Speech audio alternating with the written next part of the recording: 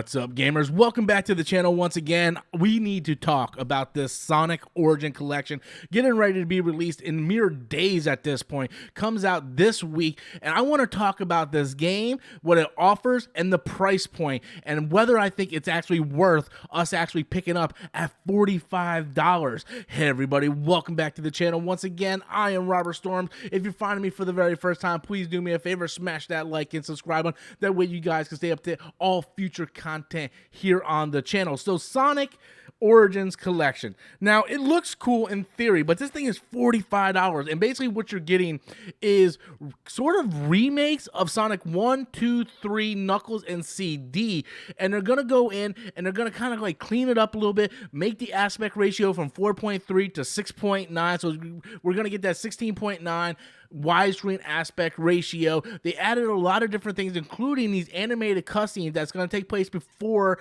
and at the end of each game. So when you start up Sonic 1, you get this animated cutscene that looks absolutely gorgeous, and when you beat the game, you get another animated cutscene that will lead into the next story of Sonic 2, and then you go from there to Sonic 3, and it makes it all one cohesive unit, which I think is really cool. There's a lot to really like about this overall collection, but the problem with me is the $45 price point. And the reason why that is such a big deal to me is because I can literally play these games anywhere. Right, I have the original cartridges. You can play them in collections like this. The Sega Genesis collection on the Switch, over 15 classic games. You got Sonic 1, 2, not 3 because of stuff dealing with Michael Jackson. So that's a big deal about the Origin collections, that we're actually getting Sonic 3 back that's going to be playable. But you can get Sonic CD. Not only that, Nintendo Switch Online offers the Sega Genesis, where you can play those games on there. They made these compilations on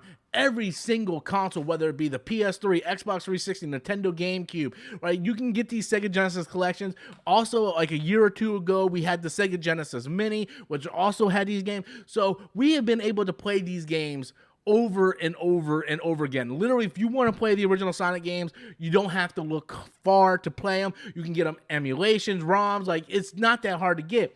So why should we pay $45 to play games that we already have the ability to play several other ways? Like, we have so many different ways to play it. Yes, the animated cutscenes are beautiful, and I like the 16.9 aspect ratio, but is that really worth $45? Is that worth $45?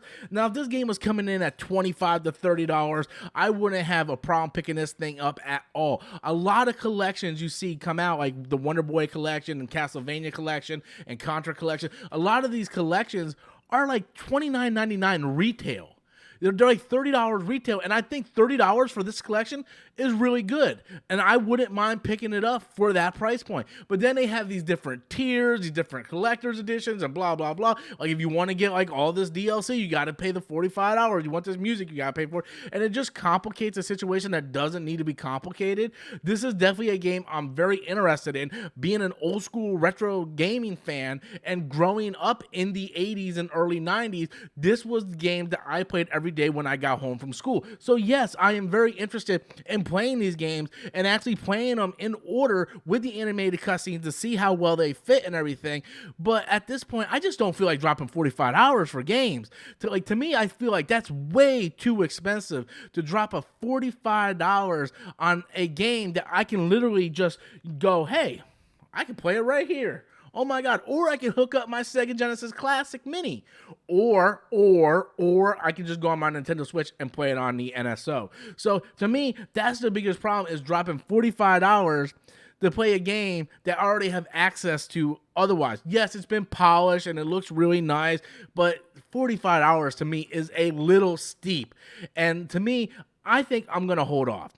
I'm going to wait for this game to come out physically. Because they did the same thing with Sonic Mania, right? Sonic Mania was fun, but I felt like Sonic Mania wasn't, like, they had so much original stuff from the original games into that game that the stuff that was new wasn't really worth the price point. So I just waited for that game to get physical instead of buying a digital, and then I just bought it when it was like 15, 20 bucks. And I like Sonic Mania a lot for that price point. I just don't think these games are worth $45. Now, Now, if they were doing a complete up and down remake, and they did something like Wonder Boy and the Dragon's Trap or Street of Rage 4, and they did the whole game in that animated cell shade, then I would be like, okay, here's $45. I would actually pay $50 to $60 if you redid everything in that animation. But you still have the same pixel art. You really didn't change all that much about it other than just making it widescreen and adding some animated stuff. To me, it's cool.